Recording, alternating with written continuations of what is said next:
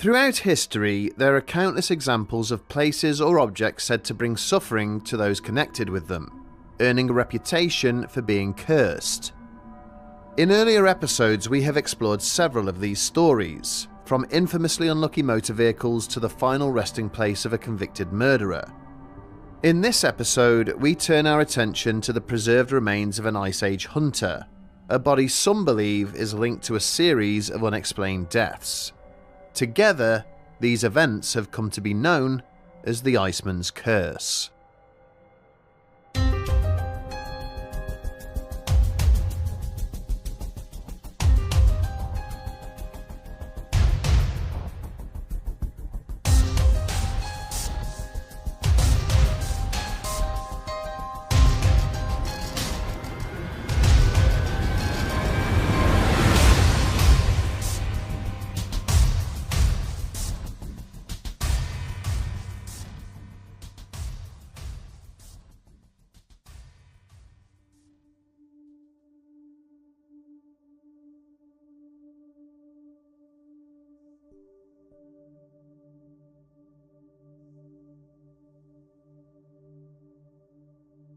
As he sat at his desk scanning through the brief his editor had just forwarded, the young journalist felt a faint tightening behind his eyes. It was not the length of the document that caught his attention, it was how little of it there was. The brief consisted of a single page, sparsely laid out, listing the names of 5 individuals who had all died prematurely. At first glance, the cases appeared unrelated. The deaths had occurred in different countries, years apart, and under markedly different circumstances. There was no shared profession, no shared nationality, no obvious overlap that would normally justify linking them together in a single article. Yet, his editor had done exactly that. The only common thread identified by his employer was a strange one.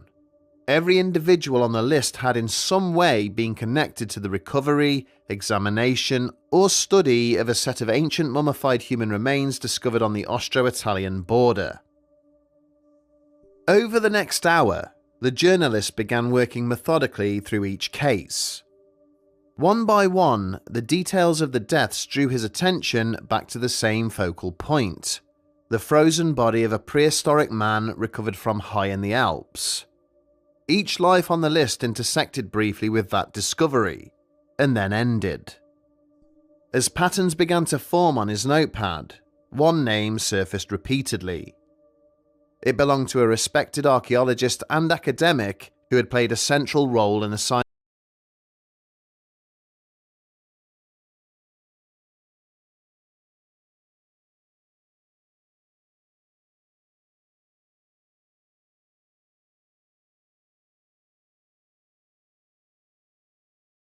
Identifying itself as Dr. Konrad Spindler. The journalist explained the reason for his call, outlining the apparent connection between the deaths and the ancient body. He asked carefully whether the doctor had any thoughts on the idea that these events might be linked. There was a brief silence on the line. Spindler eventually replied that, as a scientist, he did not believe in curses or supernatural explanations. He added, with a note of dry humour, that if such a curse did exist, then it would likely claim him next, and in that case, this conversation would likely be their last. The call ended shortly afterwards. Neither man could have known that Spindler would die only months later, or that his passing would be added to a growing list. Nor could the journalist have realised that the words now written on his notepad marked only the beginning of a story that would continue to unfold long after the ink had dried. The story we're exploring this week centres around the idea of a curse, something unseen yet powerful enough to affect the lives of those who encounter it. Whilst that concept may belong to folklore, the feeling behind it is far more familiar. Many of us experience periods where problems seem to build, where thoughts become overwhelming and where it can feel as though something intangible is weighing heavily on our day-to-day lives. Taking the time to understand those patterns rather than trying to ignore them can make a meaningful difference. Speaking to someone removed from your immediate situation can offer a clearer perspective, helping you process what's happening and begin to move forward in a more grounded way. I've had times where things have stacked up to the point where it's difficult to see a way through, and simply talking it out has helped bring a bit of clarity and structure back into things. BetterHelp is a trusted paid partner that offers a straightforward way to begin that process. After completing a brief questionnaire, you'll be matched with a credentialed therapist suited to your needs, often within a couple of days. If at any point it doesn't feel like the right fit, you can switch therapists easily at no extra cost. More than 6 million people have used the platform to support their personal growth. If you're looking to better understand yourself or build healthier ways of managing what life throws at you, then you can find out more by clicking the link in the description or visiting betterhelp.com/bedtimestories to receive 10% off your first month of therapy.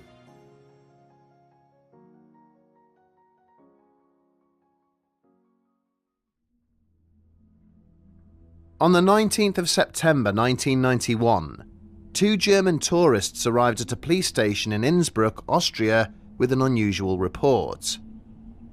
The couple, Helmut and Erika Zeeman, explained that earlier that day they had been hiking in the high alpine region near the Ziemilaun mountain, close to the border between Austria and Italy, when they came across what appeared to be a human body embedded in ice. Given the location, their first assumption was that they had discovered the body of a climber who had died in a recent accident, an unfortunate but not unheard of occurrence in the Alps. However, as they approached, that assumption quickly began to unravel. The body did not resemble that of a modern mountaineer.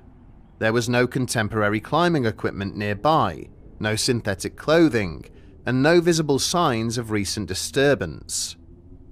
Alarmed, the couple descended and contacted the authorities. Later that day, guided by the Zeemans, a police officer and a local mountain ranger made the ascent to the site. Their initial inspection confirmed that a body was indeed present, but attempts to remove it were unsuccessful. The remains were firmly encased in the ice, and the tools available at the time were insufficient to free them without causing damage. Over the following 3 days, a more coordinated recovery effort was organised. Eventually, the body was extracted and transported to a nearby mortuary for examination. Several weeks later, preliminary findings were published by Konrad Spindler, an archaeologist based at the University of Innsbruck, who had been tasked with examining the body. Radiocarbon dating revealed that the remains were not decades old, but thousands of years old. The man had died approximately 5,000 years earlier, during the late Neolithic period. Spindler and his colleagues determined that the body belonged to an adult male, remarkably preserved by the alpine ice.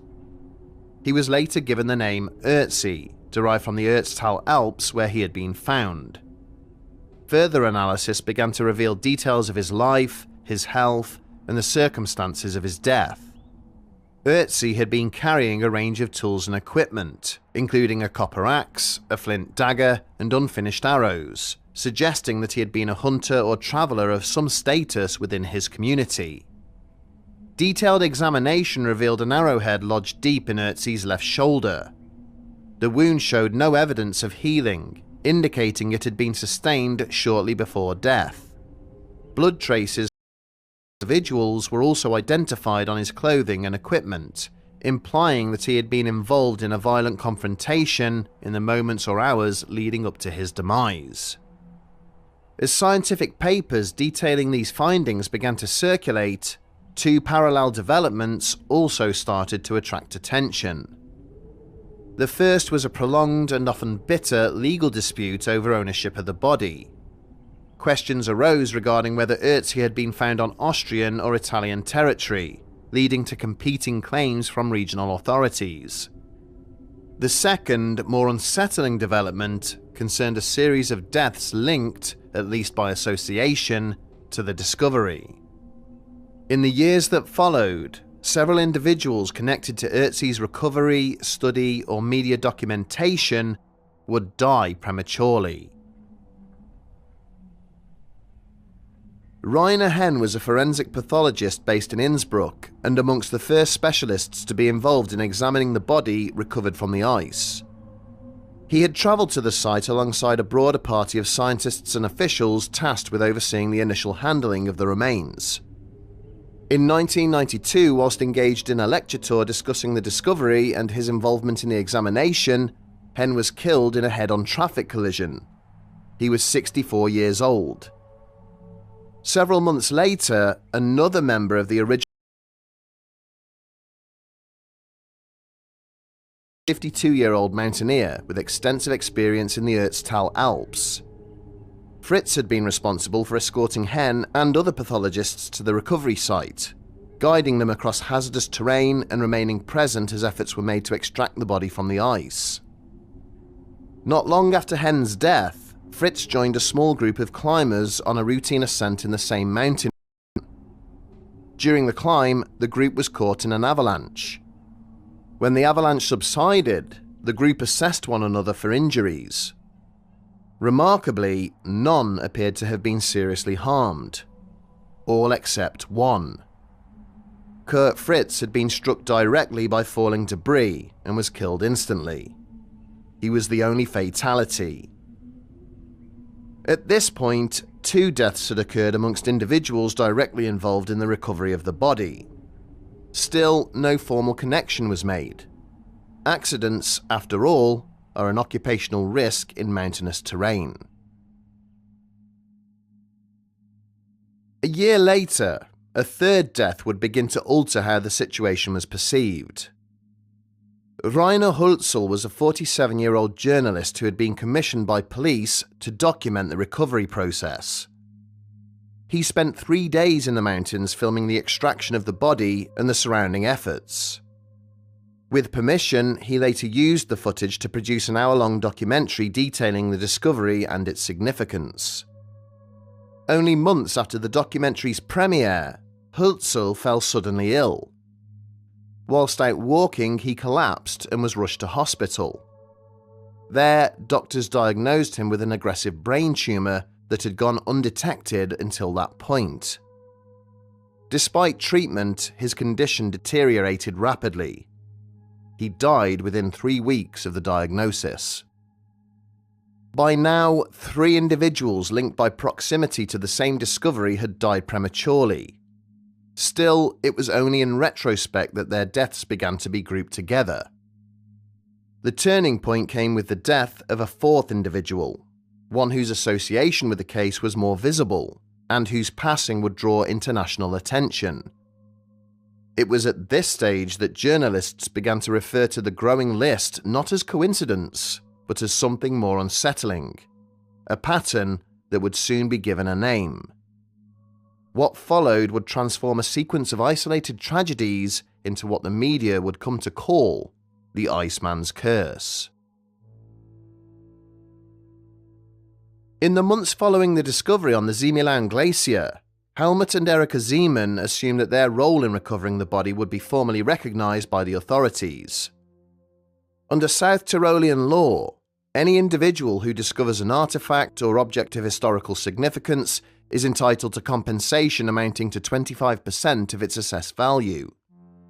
Given the unprecedented nature of the find, the Ziemanns expected that the provision would apply in their case. What followed was a protracted and increasingly bitter dispute. Provincial officials informed the couple that whilst the body was unquestionably of immense scientific importance, it held no commercial value. As such, they were offered a payment of €5,000, described by the authorities as symbolic rather than compensatory. Unwilling to accept the decision, Helmut and Erika pursued legal action. The case soon became more complicated. 2 additional claimants came forward asserting that they, not the Ziemanns, had first encountered the body. According to their account, the German couple had merely been asked to photograph the remains. The competing narratives transformed what might have been a straightforward compensation claim into a lengthy legal battle involving multiple parties, conflicting testimonies, and disputed timelines. In November 2003, 12 years after the discovery, the court finally ruled in favor of Helmut and Erika Zeeman. The couple were awarded $300,000 in compensation, a sum that acknowledged their legal entitlement and appeared to bring the matter to a close. However, they would never receive it.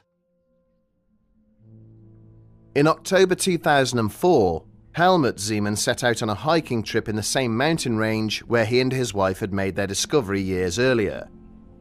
He was 67 years old and an experienced climber, familiar with alpine conditions and cautious in his approach. When he failed to return home as planned, a large-scale search and rescue operation was launched. 8 days later, Helmut's body was found. He lay at the bottom of a 300-foot drop, partially buried in ice. The parallels were difficult to ignore.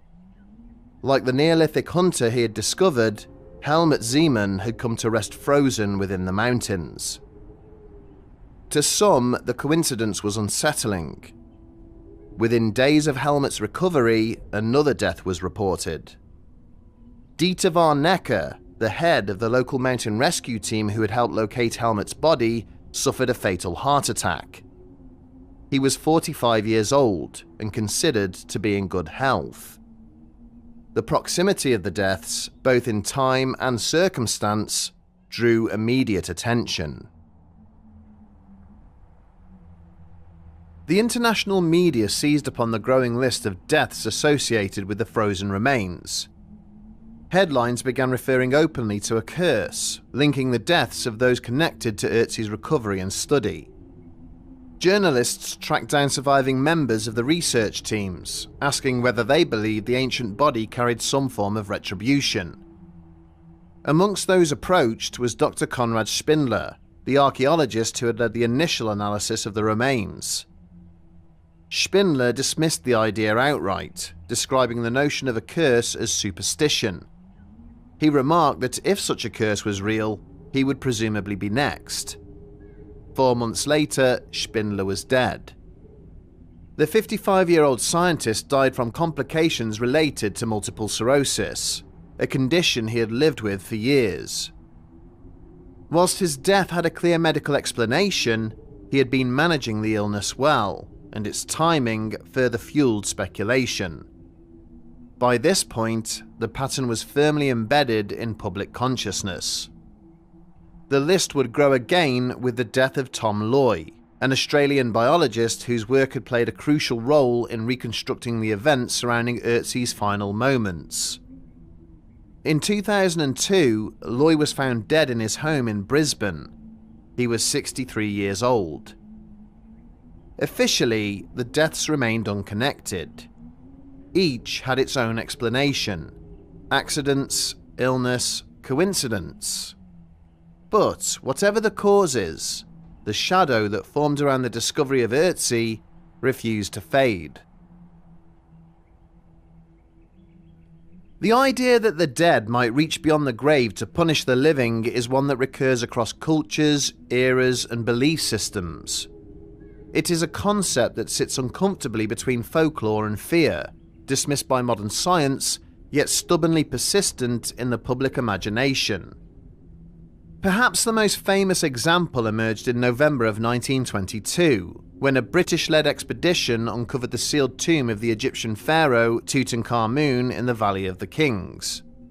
The discovery was heralded as one of the greatest archaeological achievements of the 20th century. Yet, within a decade, several members of the team who had entered the tomb or played key roles in its opening were dead. Lord Carnarvon, who financed the expedition, died only months after the tomb was breached, following a sudden illness triggered by an infected mosquito bite. Others followed, some under circumstances that appeared mundane, others less easily explained. The media quickly seized upon the idea of a curse. Ancient warnings, carved hieroglyphs, and whispered legends were woven into a narrative of supernatural retribution. The phrase, "the curse of the pharaohs," entered popular culture, becoming shorthand for the notion that some doors, once opened, exact a price. A similar pattern appeared half a century later in Poland. In the 1970s, archaeologists opened the tomb of King Casimir IV, a 15th century ruler whose burial chamber remained sealed for centuries. Soon after, a number of those involved in the excavation fell ill and died. The clustering of deaths once again prompted speculation that disturbing ancient remains carried consequences beyond the physical risks of excavation. In both cases, science eventually offered explanations. The tombs, long sealed and undisturbed, had become environments where molds, fungi, and bacteria could thrive. Those who entered without modern protective equipment inhaled spores that their immune systems could not effectively combat. Illness followed, sometimes rapidly, sometimes fatally. The curse, it seemed, was not supernatural at all, but biological. The case of Ötzi the Iceman, however, occupies a more ambiguous space. Unlike the sealed tombs of Egypt or Poland, Ötzi was not enclosed within a controlled environment for centuries. He lay exposed to ice and rock, subject to freeze and thaw, his body preserved not by deliberate burial, but by chance. There is no evidence that those who encountered him were exposed to a single shared pathogen. The deaths associated with his discovery did not follow a uniform pattern. Some were sudden accidents. Others were attributed to heart failure, neurological illness, or cancer. No single cause links them neatly together. And yet, the pattern remains difficult to ignore. Within a relatively short span of time, 13 years, a notable number of individuals connected to Ötzi's recovery, documentation, or study died prematurely. They were not all elderly. They were not all unwell. They were not all exposed to the same conditions. The only clear commonality was their proximity at some point to the frozen remains of a man who himself had died violently more than 5,000 years earlier. This is where interpretation diverges. For those who reject the supernatural, the case represents an unfortunate convergence of unrelated events. In any sufficiently large group of people, spread across time and geography, some will die earlier than expected. When viewed retrospectively, patterns can emerge that feel meaningful but are ultimately coincidental. Human beings are adept at finding connections, even where none exist. For others, however, the case reinforces a very different belief. To them, Ötzi was not merely an archaeological specimen, but the victim of a violent act. A man hunted, wounded, and left to die in the mountains. His body remained untouched for millennia, his final moments preserved in silence. When that silence was broken, something was disturbed. Not a pathogen or a spore, but a history of violence abruptly pulled into the present. In the end, the case of Ötzi does not demand belief in curses. It does not require acceptance of supernatural punishment or conscious intent from the dead. What it does demand is an acknowledgement of how deeply unsettled we remain by the intrusion of the past into the present. We exhume bodies to learn from them, to catalogue them, to explain them. But occasionally, the past refuses to remain passive. And when it does, the question is not whether it reaches back, but whether it reaches forwards.